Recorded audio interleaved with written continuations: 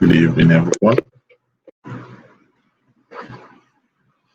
We are live on.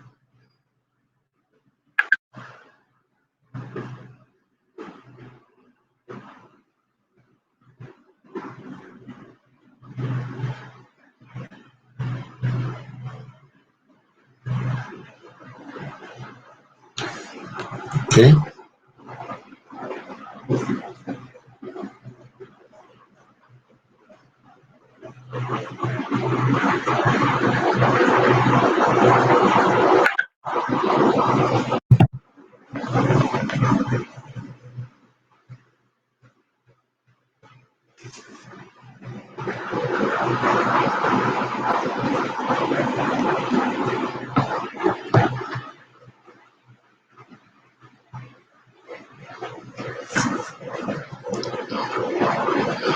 Good evening. Good evening. Good evening. This is Investigate Live, and my name is Rotimi Eyitayo. And tonight we will be having an interesting conversation that I'm very sure that you all find useful as well. So please follow me closely and join us.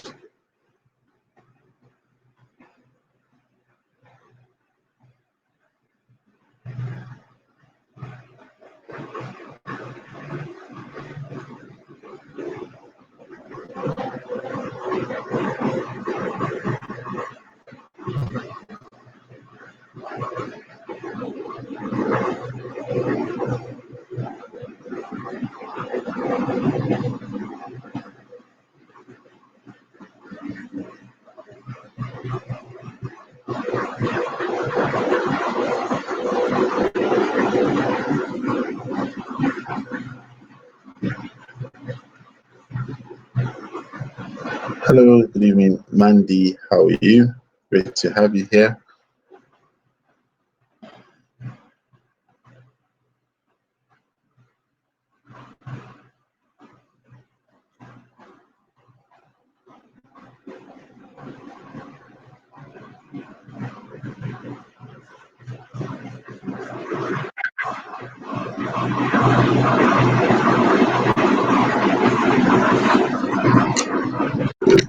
Hello, good evening, Mandy.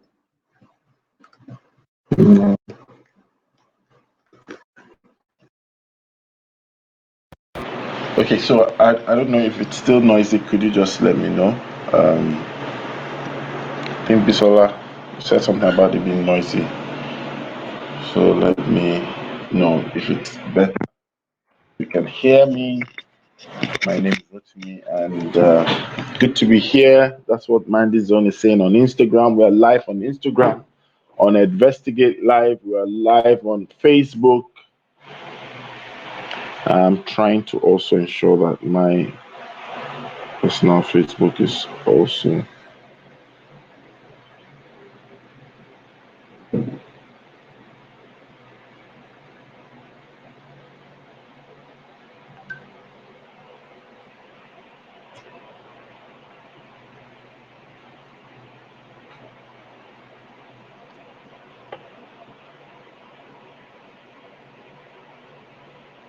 So we're having tonight's session, and I will be introducing the topic shortly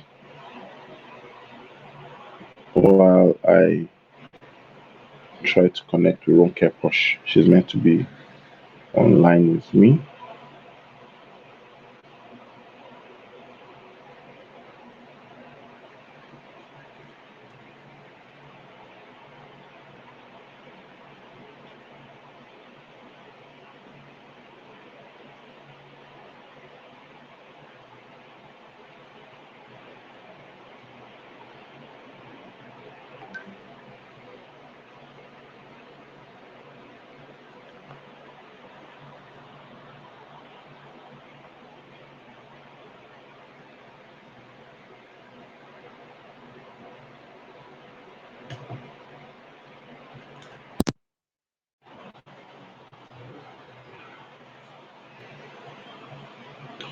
Okay, so um, this is Rotimi Eyitayo once again, and it's great to have you all here on Investigate Live. We'll be speaking on service today, and the topic. Oh, Dio, how are you? Great to have you, Dio, Tami, Oyewole, Litu, Einstein. Great to have you all online. So I'll just start, and one way or the other, I believe Ronkeposh will join me. Um, Trying to connect from different devices. The session.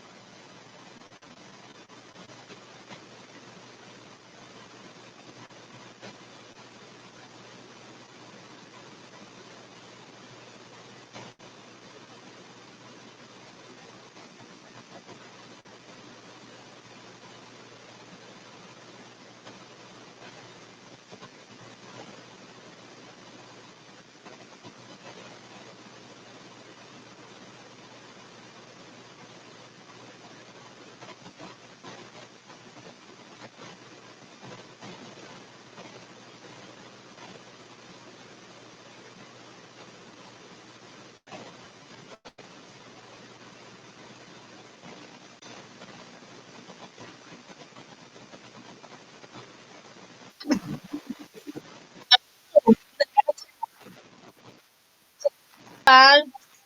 Hey, what's up? You are live. Different apps. This virtual reality. I want to this app that they all those apps they didn't want to use before. Big, back. All of them are just coming out. Different apps. I can't hear you. Hope everybody has been hearing me though. Okay, let It just just give came me. on now. Who is the everybody? I can't see. Who is live? A lot of people are live. There's. I'm just trying to adjust the speaker, so probably. Okay, A lot of people better are now. live. I'm sure you did not hear my backbone, please. Let me hear. Okay, all right, it's better now. So if you're there and you can hear me, just let us know. Um, we have Ronkeposh all the way from Ikoyi, Lagos, Nigeria, West Africa, Africa, and of course the world. There's only one Ronkeposh. Every Am I other one is a correct? counterfeit. Okay. All right. So great to have you here. So I was just trying to introduce the session, and I was talking about the topic on investigate, and we have Mandy Zone on online. We have Ambassador Temi, we have Dayo Adeyemo, we have Lito Einstein, we have H Oyewole, we have Oster P, and we have Bisola as well joining us on Facebook. So we're set and we're ready to start. So So I'll does start. this make my own Facebook audience connect to me, or do I need to connect to my own audience separately? Because you're live, your Facebook audience will definitely be connected to you simultaneously. Because But you can check. I can't see any of them. This app does not give me Okay. the. They will be. They will be. Oluwaseye Anifowose is online. Olufemi. Oh, great. More apologies are online. Great to have great minds and great people, wonderful people online. And so we're talking about service, sweet or sour. And tonight, one of the things that we would want to deliberate on is the fact that service is a critical element in any entity, in any individual, in any initiative, in any business, in any sector, in any industry. What actually attracts, what actually retains, what actually grows a business in terms of customer wise, in terms of repetition in transaction is actually the concept called service. And we must, from time to time, regardless of the season, ensure that we do not drop the ball when it comes to the concept of service. Service actually is defined as more or less the activity or the sum total of the value that we offer as an organization. Oh, great to have Yeti. Yeti, awesome. Been a while. It's something that brings you to the fore. And when we understand what service is or what service means, then it equally simply helps us to be able to shape perspective. The truth about it is that most times people emphasize on the name of what will deliver the service, the outlook and the form of what will deliver the service, and forget the fact that the service in itself is as important as the name of the brand. The service itself, if not more important, is as important as the branding that we put to the entity in itself. Because once the service does not match up with the cosmetic of perception, it creates frustration in the end user. Once the service that we deliver does not match up with perceived perception, then it's almost as if it's a scam. And from time to time, we need to find how to emphasize this point, especially for aspiring businesses that are coming into a world where a lot of times the emphasis is on how a business looks as opposed to what a business delivers.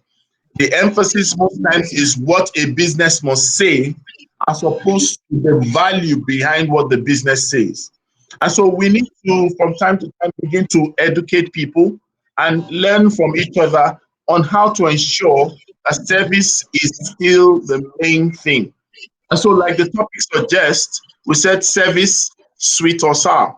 So, what we simply mean by sweet or sour is that every service that is rendered is always assessed. I repeat, any kind of service that you render as an individual, as an employer, as an employee, as an organization, as an entity, as a sector, as an industry, every service that we render is always assessed.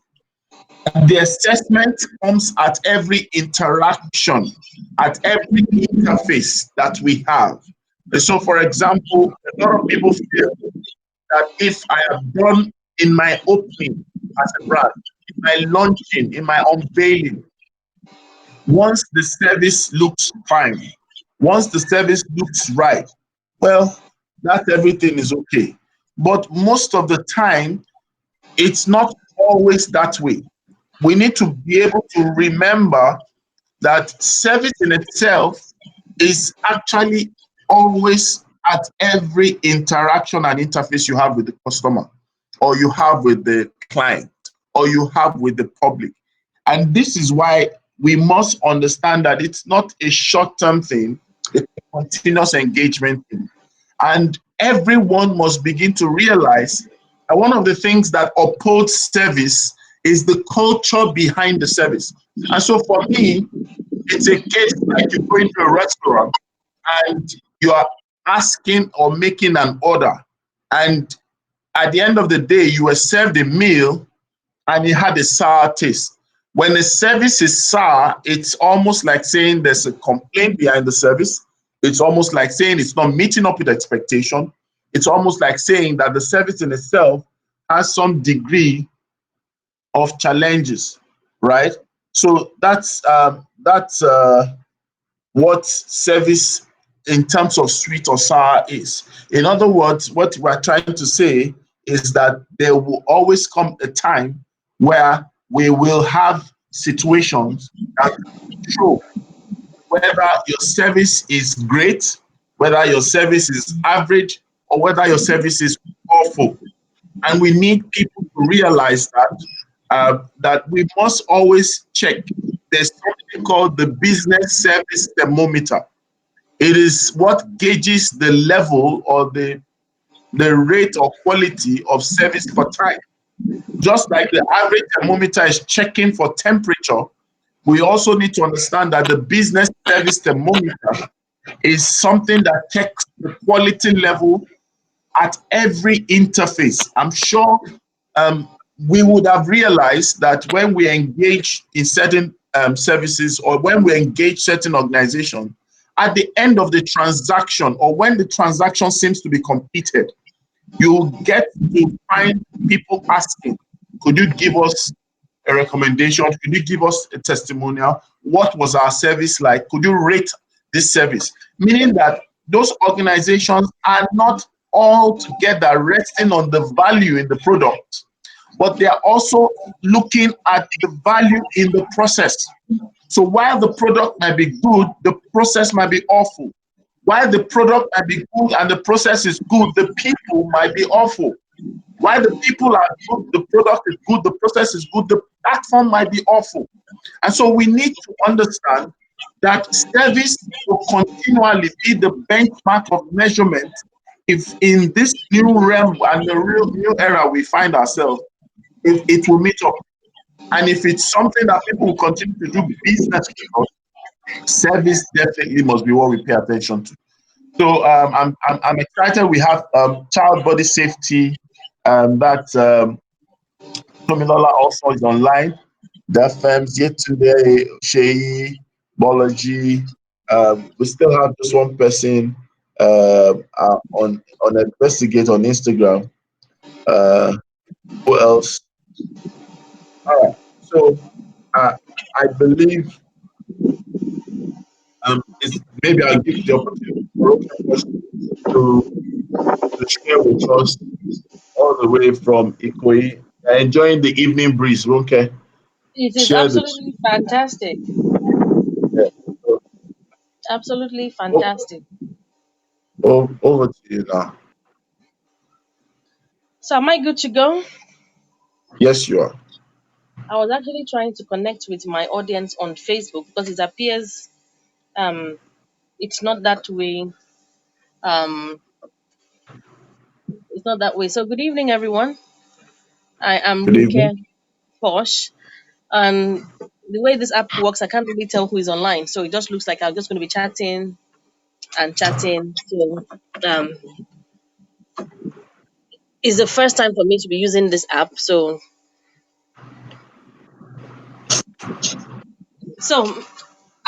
my topic today is service, sweet or sour.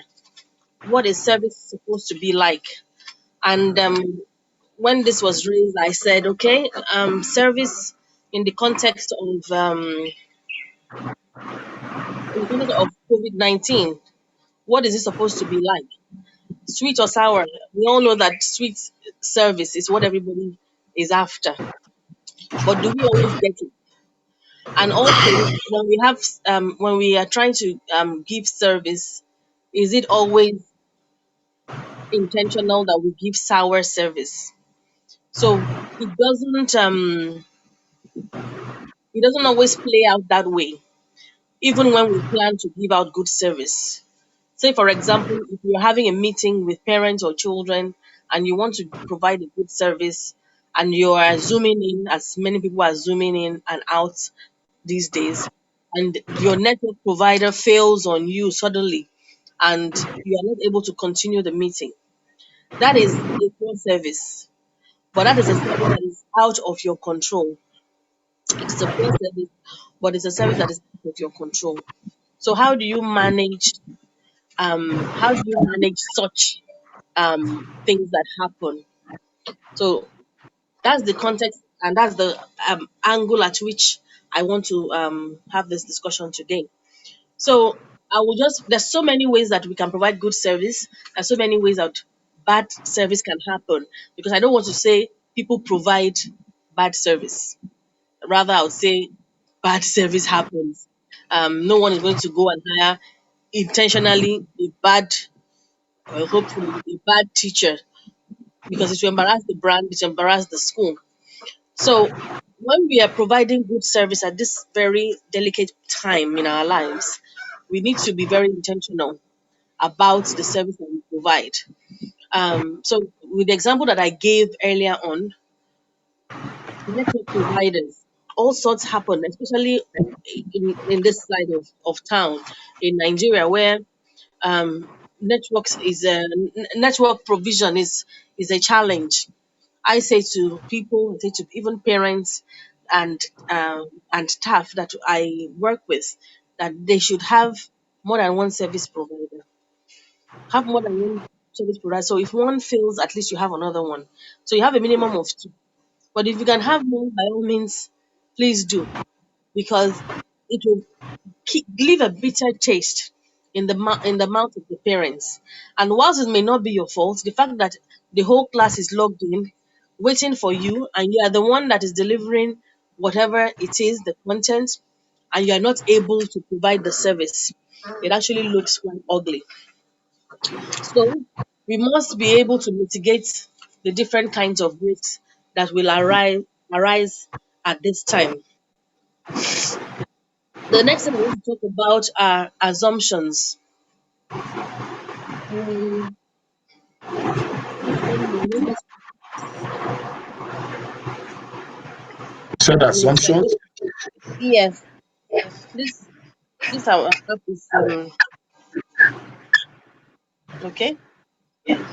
All right. I'm just getting used to that app. It's notifying me of something on Facebook. Um, so assumptions. So at this critical point in time, you find that when schools close down, Yeah. Lagos State asked schools to close down. A lot of parents knew that, schools knew that, but it was not an excuse not to communicate. So you're assuming that okay, they've said we should close, and then that is it, you closed.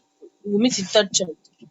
But that really shouldn't be the case. You should be able to formally communicate that this is what the federal government has said. We are closing, and these are the plans that we have in place. Should the lockdown extend or not? You should communicate. You shouldn't just assume that because the federal government has done something, because now a lot of schools are finding it hard to connect with the parents now, because a lot of parents are thinking you did not even talk to us all along, and now it's third term, you're coming back, you want to come and collect money, now you know us, kind of thing. So that assumption was there, and that lack of communication was not there. Uh, no, that assumption was there, and lack of communication was also existent. The same thing with the teachers. If you've not been communicating with the staff and constantly talking to them and letting them understand that this is a new terrain, if you make an assumption that they can just show up and deliver a good service, it's a terrible assumption to make. You can't just assume that everybody knows how to live stream, because coming on live stream is not just about showing up in a video. Um, Excellent communication skills need to exist. And whilst excellent communication skills should be something that is part and parcel of a teacher brain when they are online. So are your teachers ready for that? Or you're just assuming that, oh, there's data and there's laptop and so they're good to go? Are you communicating with them? Because whatever they do will either be a sweet service or a bitter service. I was speaking to one of our parents today, and she was like, "I'm so happy with how responsive you have been. A lot of my friends, their children's schools, they're just piloting from tomorrow, because we piloted immediately the shutdown happened, so that we can know what works and what Yeah. doesn't work. So trouble we're already doing the troubleshooting. We know what apps we use for certain things. We knew what training and upskilling that we needed at this point in time. This was not necessarily the case for everybody, because assumptions were there. Assumptions were also there that okay, everybody will be, so it's not even a matter of tech savviness now. It's now being comfortable, because you must be comfortable with technology to be creative. So you find that a lot of schools also adopted Google Classroom, for example. Okay, they've adopted it now. Are your teachers comfortable using it? Have you bounced off their emotions? Have you talked to them? Have you communicated? Because whatever happens with those teachers, if they're not in a happy place, they will going to mess up and they will give you a bad reputation as a school, as an organization. So Yeah. you as a leader, you need to ensure that your teachers are even happy. Do you understand? That they're even happy. That you're even giving them money for data, uploading their phone is something right now that will just put a smile on their face and just make them know that you actually care. This will enable them provide a very, very sweet service. They will be happy. Training them, talking to them, encouraging them. Because right now, everyone is like they're like babies right now. They're like babies. So how do you treat them? So they're babies, like say babies because they are doing something for the first time. So how do you handhold them to ensure that they feel comfortable to the point where you will now leave their hand and say, fly. Okay. So So when we sorry were to but go on. let me you said something that I would like to um let me turn it almost like a question and answer, like an Yeah, interview. it will be, I prefer the interactive actually. So this is me feeling like maybe Piers Morgan or Richard Yes, Quest. please All go on. right. I would love that. Okay, so this is me asking. So since you said that service, nobody deliberately will go out to deliver poor service. So it simply means that poor service is like an outcome or something that emerges at the absence of quality service or good service, right? Mm-hmm. So what would you say in relationship with in relations to schools and education industry and education sphere? What would you say is one of the key contributing factors to the outcome of poor service, SAR service? When a service is SAR by assessment, what would you say? So in this sector, when people get poor service, well, in no particular order, but one of the reasons why educators provide a poor service is poor quality staff. So if you get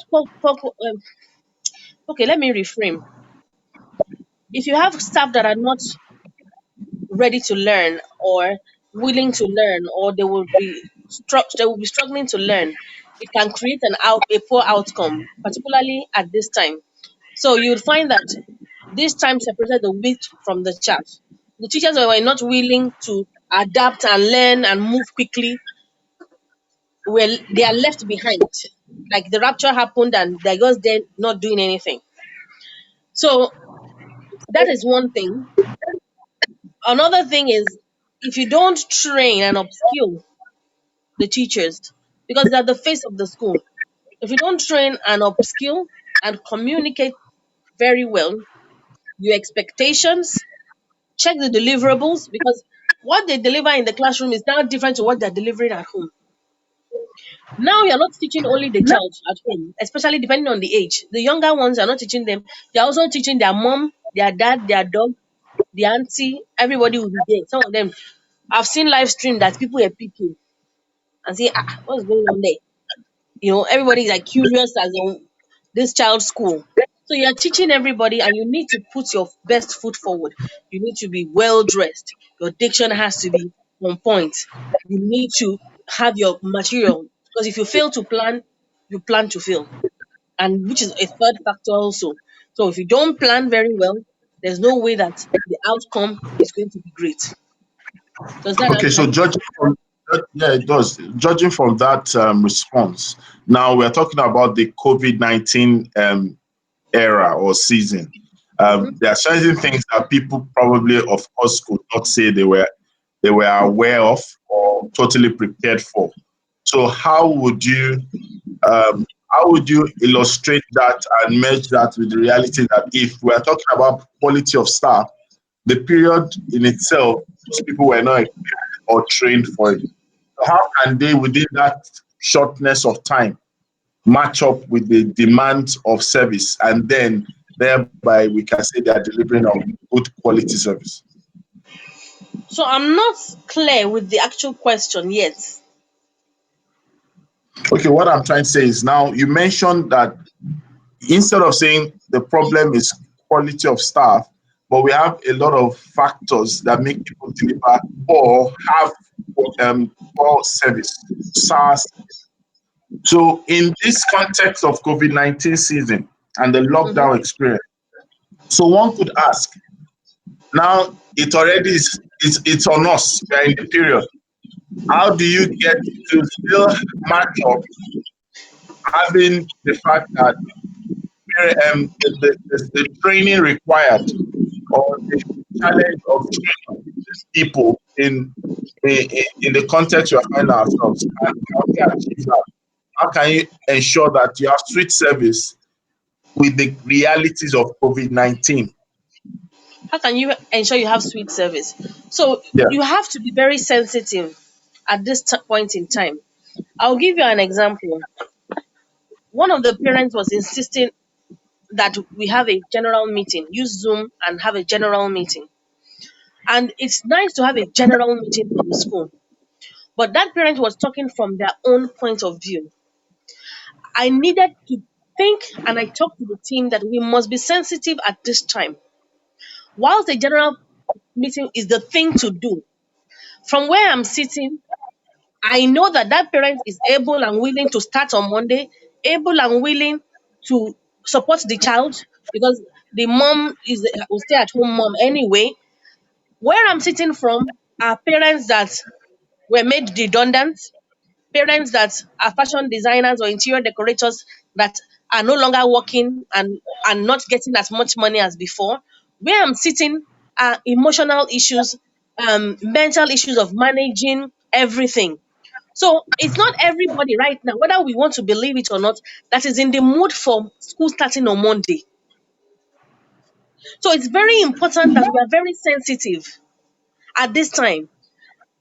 At the moment, there are even some parents that we have not even been able to get in touch with them, for example, because we have expatriate parents here. Now, have they left Nigeria? Are they in Nigeria? Some of them we were not able to communicate with them.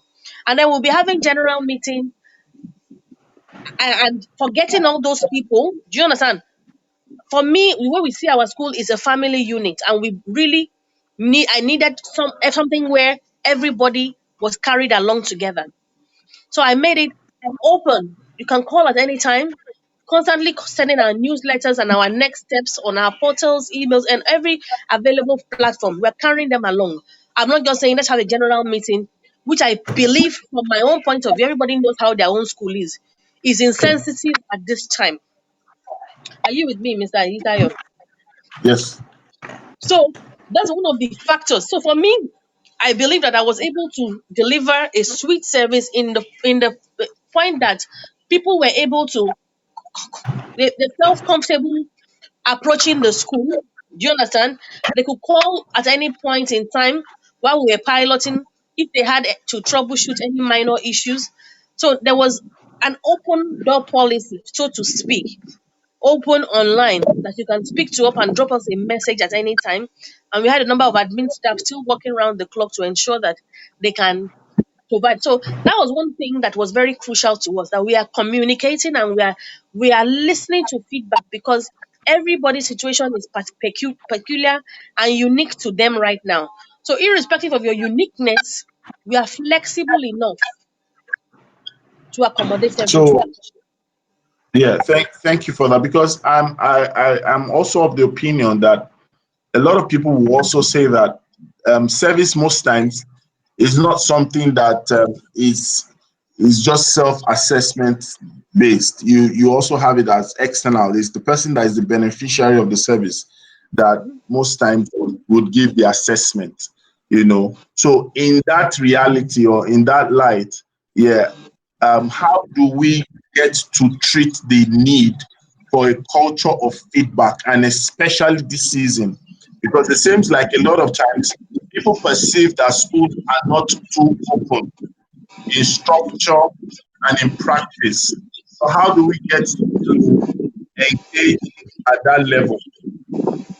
So I believe that every school is unique, and by now you would know the type of culture that you have in your school and understand the parents. Do you understand? You must understand, because I cannot recommend one single pill for everybody because of the uniqueness of each school.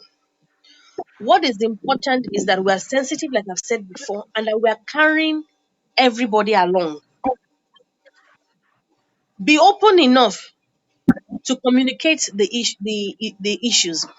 Someone like a lot of schools now, what is happening is I have mail in my mailbox right now telling me, should I charge for online service? Should I not charge for online service? Should I give a discount? I cannot tell you what to do because I do not know what value you are offering. I can only speak for myself.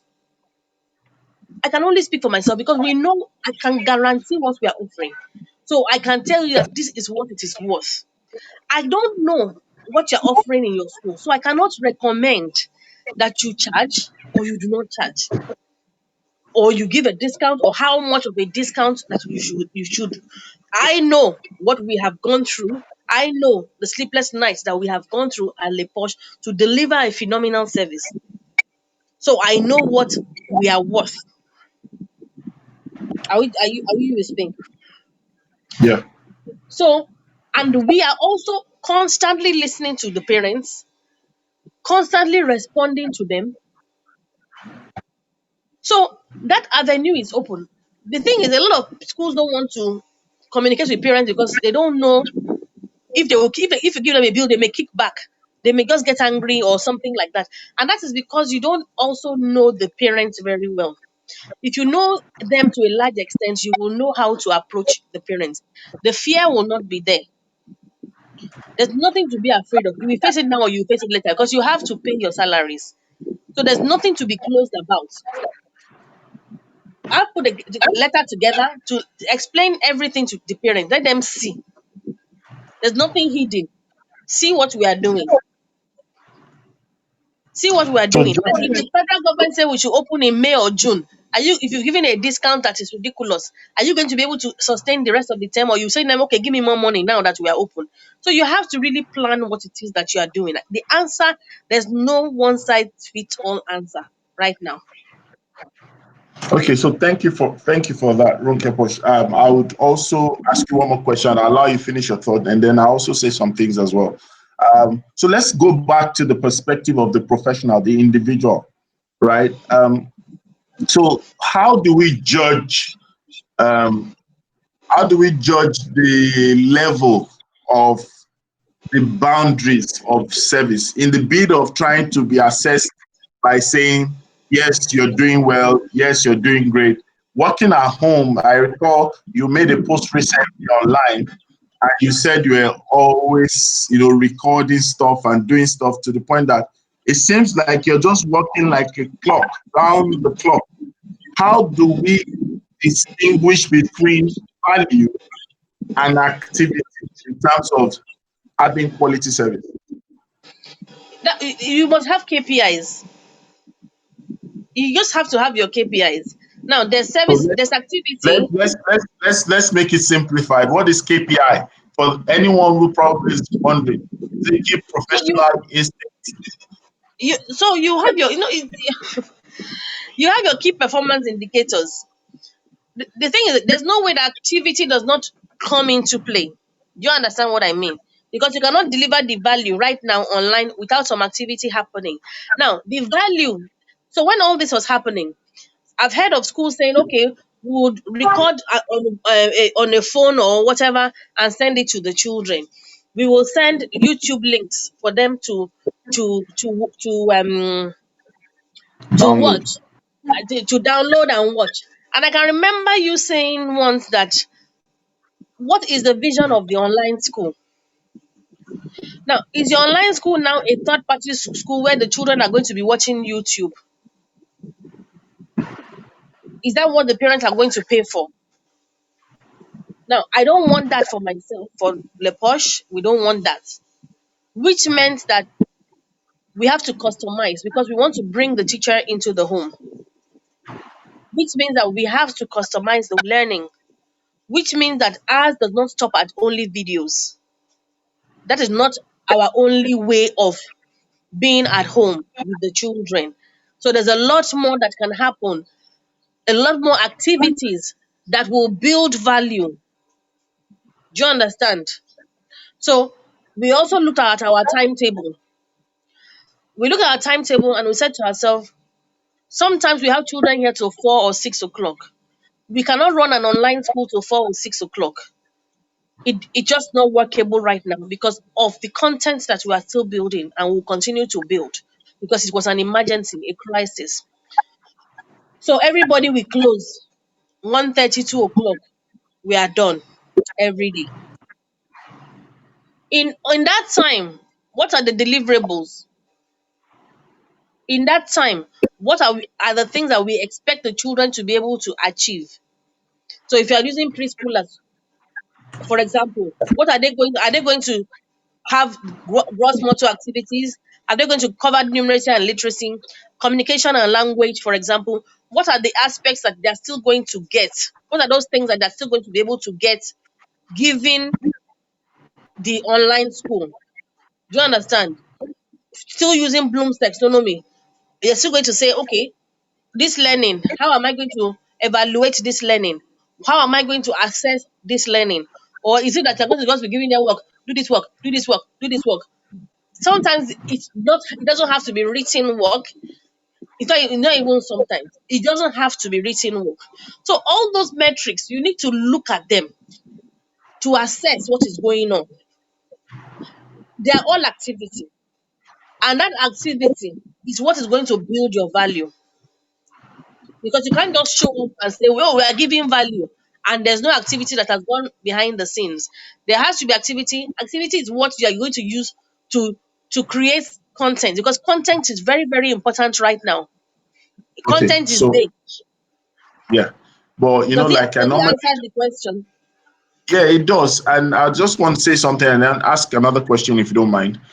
I don't mind. Because with the content that we are talking about, we also need to realize that the season also requires that we focus on our context so that our content actually gets embedded with the context that we have.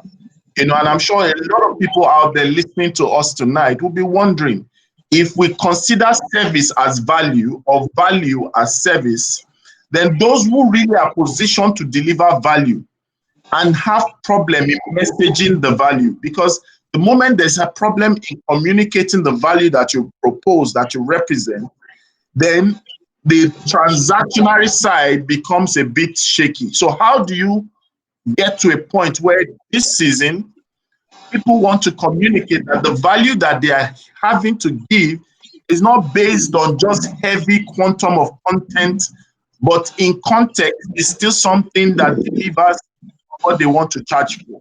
How will I justify the ease vis-a-vis the value perception to the person that's the recipient of my service?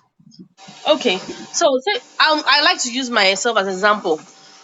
What is the value I'm going to give to those children? For me, it's an experience, it's not content.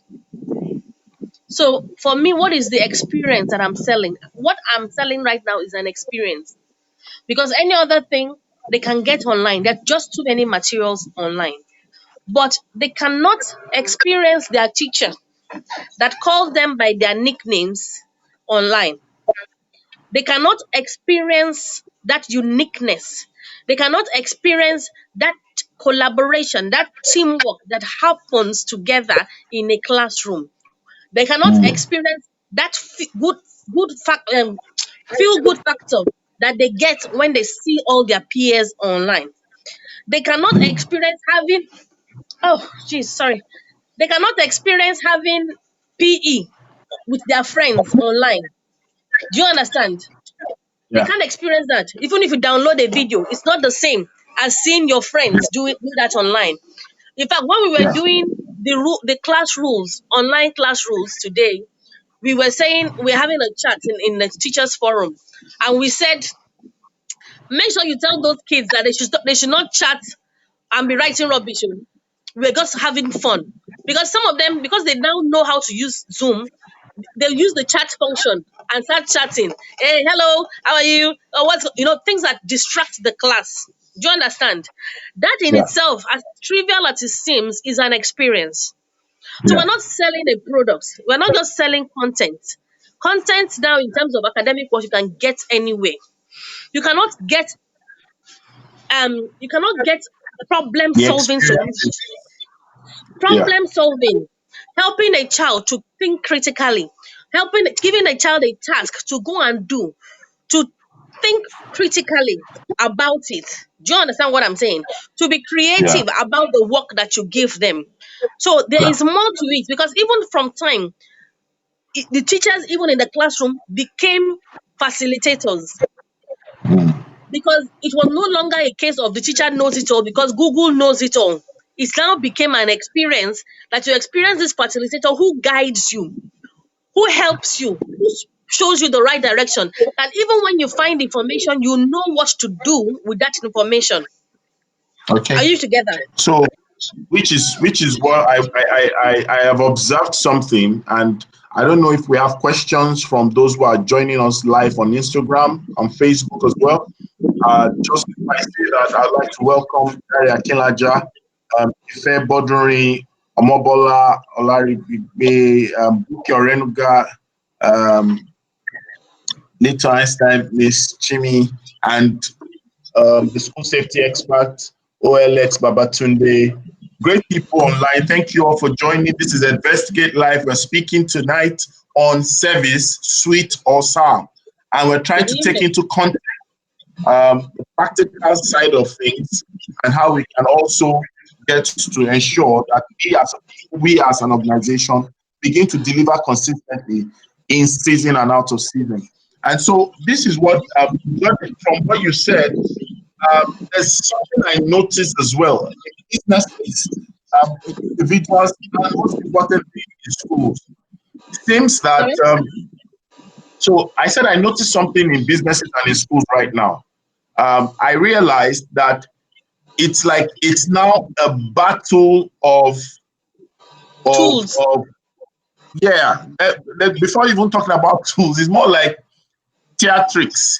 Okay, so we're naming our terms, we're naming, oh, we got it before you, you know, that kind of thing. It's almost like a school inter-house sports where a lot of people are trying to brandish their ability to comprehend a particular platform, a particular tool, and that's why they are ready. Is that the focus? Should that be where we are all looking at? Should it be because we now celebrate mastery of Zoom, mastery of WhatsApp, Google Classroom? Is there something much more that we should be looking at? Because there's so many blind spots in these realities. The thing is, people are celebrating mastery of tools a lot. I've not even heard about the celebration of themes and or whatever it is that they are celebrating this time. Probably because it's not even a core focus for me right now. For me, at the end of 5 weeks, 6 weeks, 7 weeks, 8 weeks, will I be confident enough to say that my children know what they ought to know, irrespective of how I deliver the service? Whether I choose to use Google, Edmondo, WhatsApp, text message, telephone call, email, whatever. At the end of that time, am I going to be able to measure, assess my children and say they know what they know? Because it's not about how much and how many tools that people know how to use. As a matter of fact, those tools are just revealing the ignorance of people in the education sector, because Mm, Zoom has been around since 2013. So it's just, yeah, and as at 2013, over 10 million people have downloaded it. And it just shows that indeed a lot of Nigerian educators are ignorant. I thank God I'm not part of those people. So it's just revealing ignorance. Google Classroom has been around. It's not about all those platforms and the mastery of the platforms or the tools or how fancy you call your term. It really is about giving the children an experience and knowing that you have done your best so that the children do not miss out on whatever it is they're supposed to know or feel or do or create at the end of this time. That is it for me. It's not about how fancy is good. Don't get me wrong. We are doing a lot of yeah, fancy stuff, but we've always done fancy stuff anyway at Lepoch. We really have to match up to our name. But right now, that's not the priority. We are child centered at the moment, because even the children. My daughter says, "I don't know how I'm feeling about school on Monday. Or virtual school. What am I supposed to do?"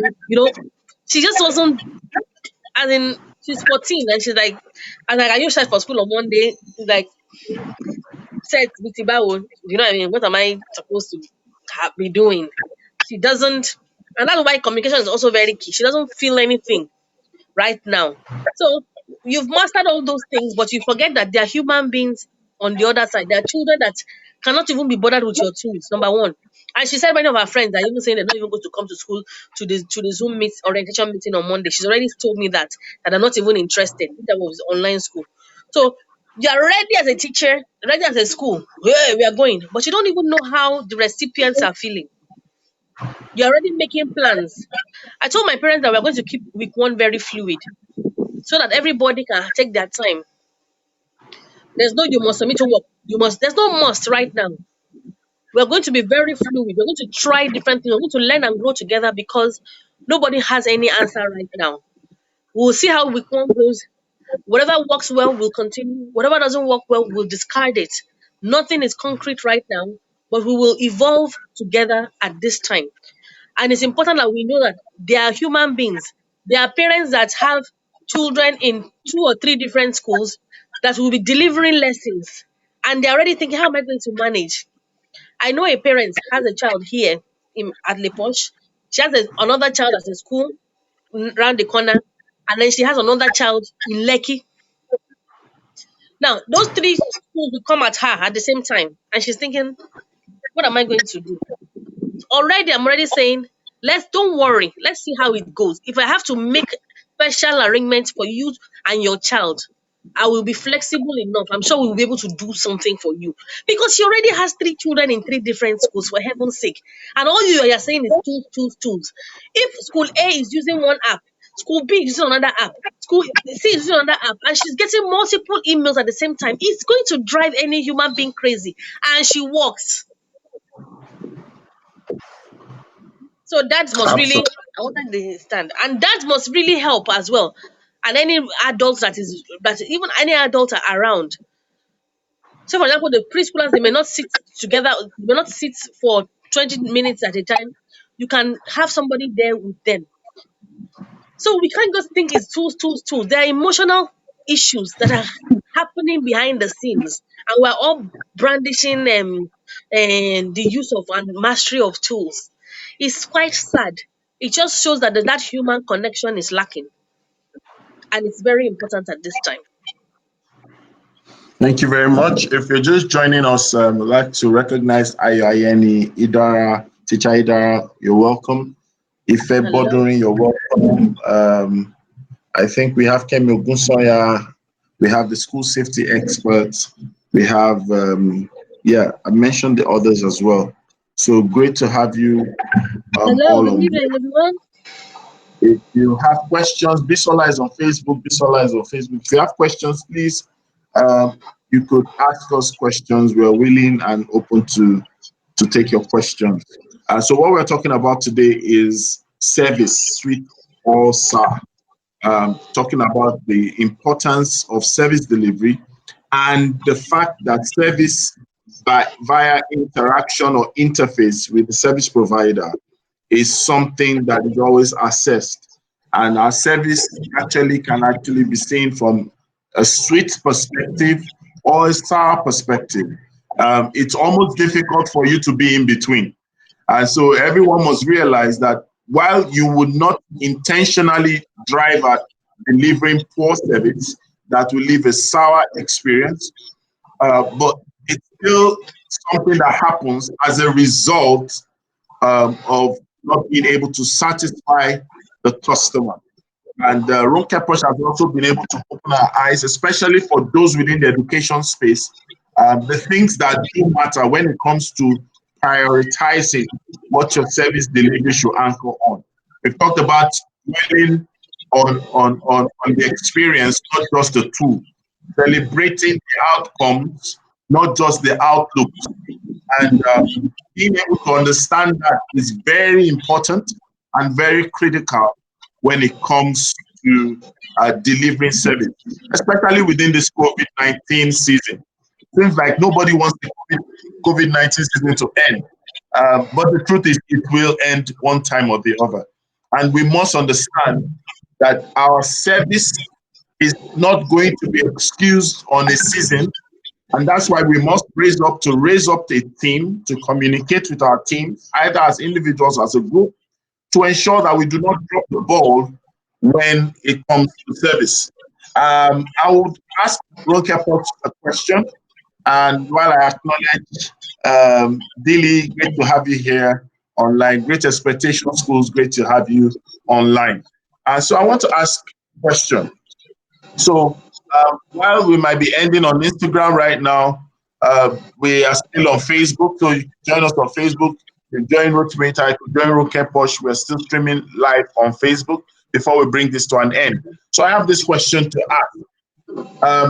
Ronkeposh, so understanding that, how can someone, you know, keep the edge? Okay, I have a question here.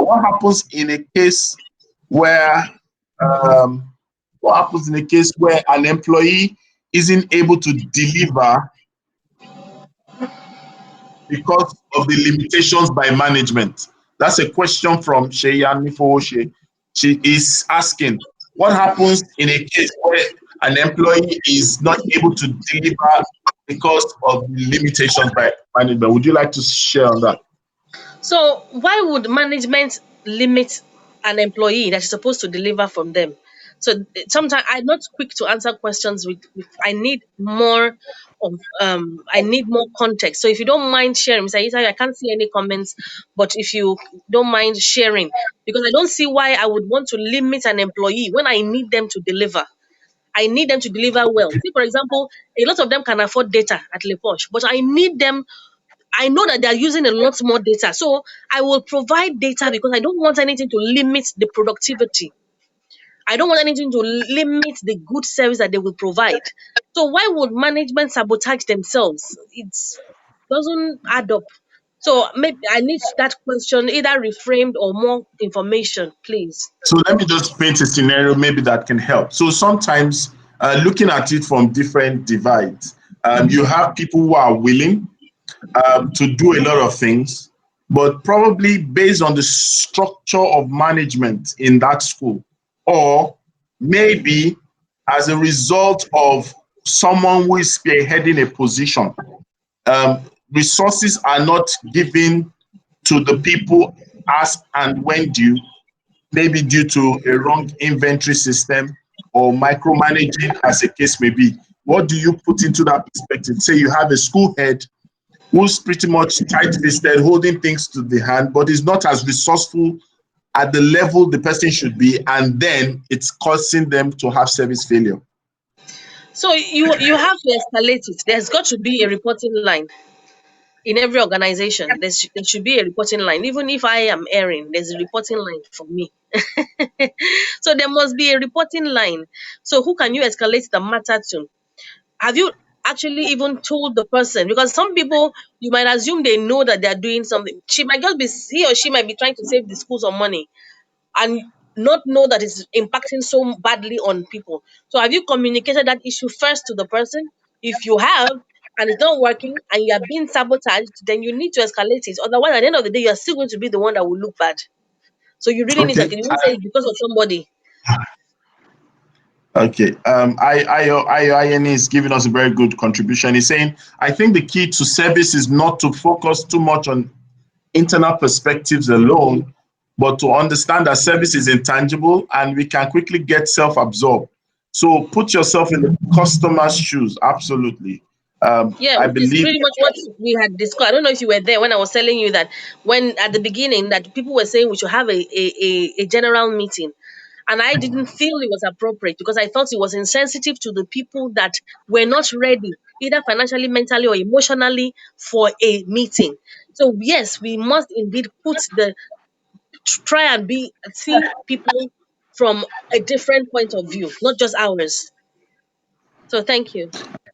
Yeah, and so get feedback and let this form part of your processes, which you actually spoke about. Because sometimes the feedback mechanism in a team might actually determine a lot, in actually getting your desired results. Sometimes we don't give feedback immediately, we don't give feedback at the right time, we don't give feedback with the right construct.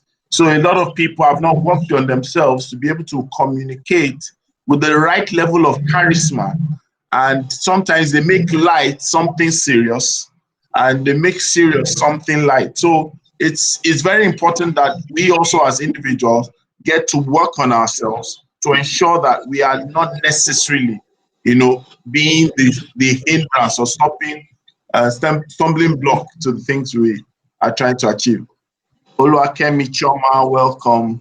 And thank you, Ayani, for that great comment. So, Ronkeposh, do you have other things to say as we're about to wrap up this session? Um, there was something, but it escaped my mind. Yes, it was about empowering everybody in the team at this point to be able to give feedback.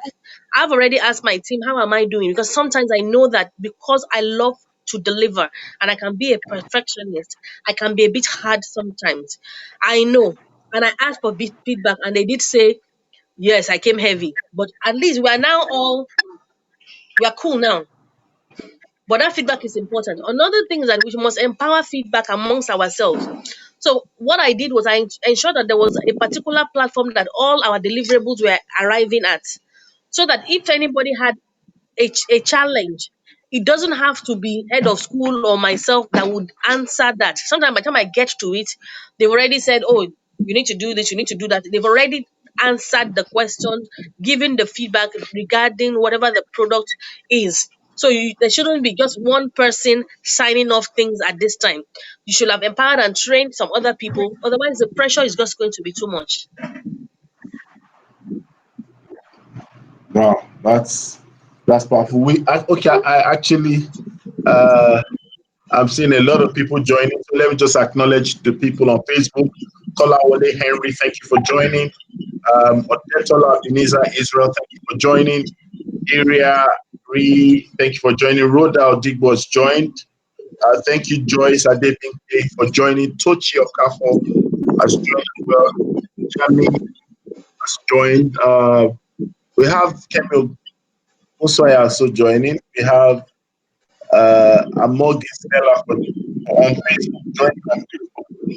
So, welcome everyone. Thank you all for joining. Great to have you here and great to see you live on Facebook. So, please, if you're having questions to the conversation for tonight, please hit the question and let's see. And we also want contributions. Bisola said something, define the value you intend to give. Absolutely right. We must learn to define our values. Very important. Very important. Um, I'm seeing something also from. Okay, yes.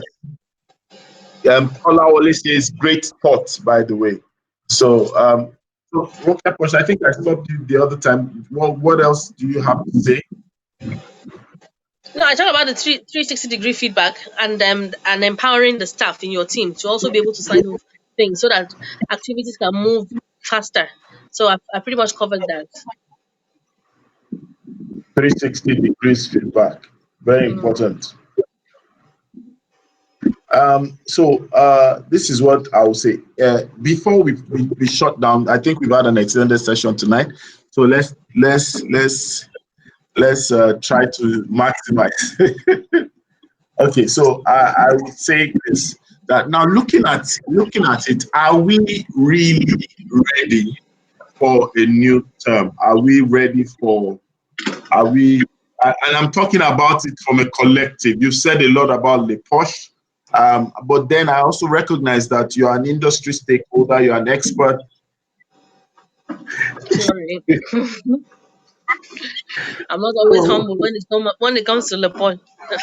so what do we say? What do we say in terms of um, our readiness? Talking about us, Nigeria. Talking about us in our context, Lagos. Talking about the education sector. What do you see to the readiness of the service that we deliver, the quality of service that we deliver? The readiness is not there.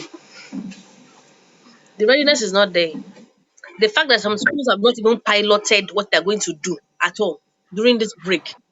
It's been a month, 20th of March. Tomorrow is 20th of April. So the pilot has not been done.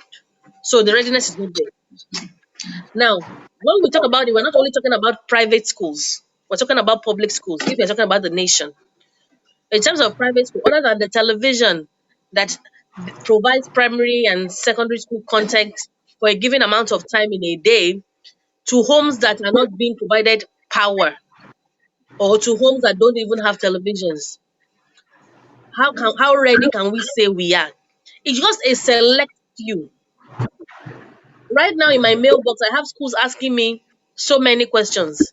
Should we leave it till next week? Should we are still trusting God that something will happen by May. By all means, trust God. I trust God too. But God also says that I should do my own bit. So we will do our own bit, and if they tell us to resume next month, fine. But to sit and wait is not it. So as a collective, we're not ready, because you have to also know that as a collective, it's not only Lagos State. It's not Lagos State Island and mainland, big schools or medium-sized school. You have to think of the north that already, even before this pandemic, there were challenges. So now with the stay at home, with all the challenges, the lockdown, we can't say that we are ready to get our children to the next phase of their lives right now as a collective. As individual schools, yes, number of schools are ready to do that job and they are ready to put in their best. And when you say readiness, when you're when you're towing uncharted territory, how ready can you really be? So if you go into the zoo or if you go to the jungle and you have your gun, your machete, you have everything, how ready can you really say that you are? because you don't know if a monkey is going to jump on your head or a snake. You don't know what is going to happen. You can only go there with your best armor. Do you understand? So go with In your this best. context, what would be the best armor? The best armor is someone that is a learner, willing and flexible. They said the most flexible of the system controls the system. I'll say it again. The most flexible of the system controls the system. You must be willing to do anything right now. Anything. You're not going to say, I'm only the year four teacher. I cannot do this. If you see the way that my teachers have worked together and interwoven, in fact, some of the primary school teachers have entered preschool, and I'm like, whoa, these people are like awesome. They are working together. You must be flexible enough to work with teacher, staff, yourself, parents, because right now, flexibility is one of your greatest weapons. How you treat parent A is going to be different from parent B right now.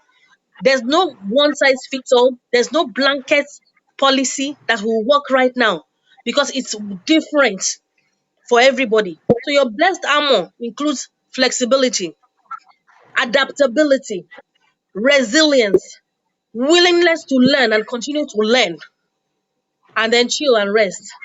Just know that you have done your best. Relax. Yesterday I refused to do anything because I knew that if I continued at that rate by Monday, I might not be able to deliver at my optimum because I have to check classes, check everything. So I said to myself, what? I'm going to sleep. And that's what I did. I slept. I slept so much that even today I don't even feel like working. Let me know like I still have one document to create. I've not done anything today. I've not done anything really tangible. I mean, I answered some messages, and that was it. But in terms of I'm creating something or I'm doing, or I'm stressing like I've been doing over the last few days, I said no. I've done my best, and God will take care of the rest, really, because I know that I've put in my best, and I need to rest so that I can be at my optimum for the children tomorrow. I need to be at my best so that I can be in as many classes as I can tomorrow to support the teachers as well, to see their blind spots for them as well. So those are the things that I would actually recommend at this time. Okay, so thank you very much. That was quite expositionary in nature.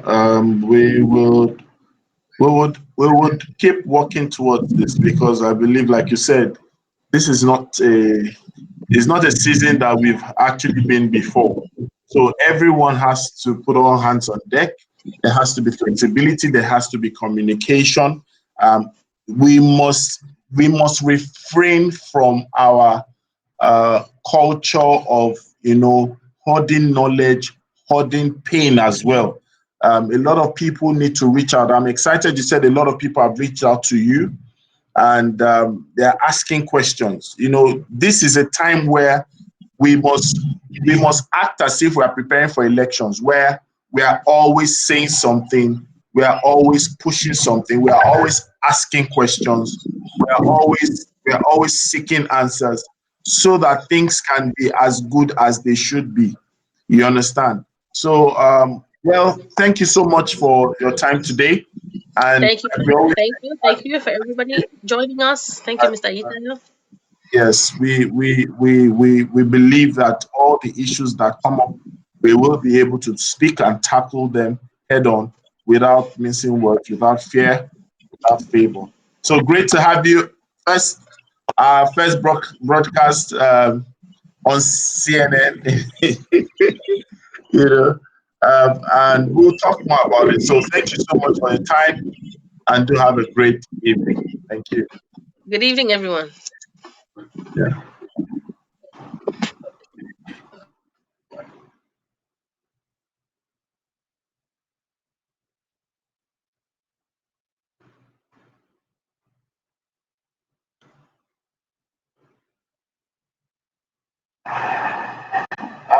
So this is what I would say. Yeah. Before we shut down.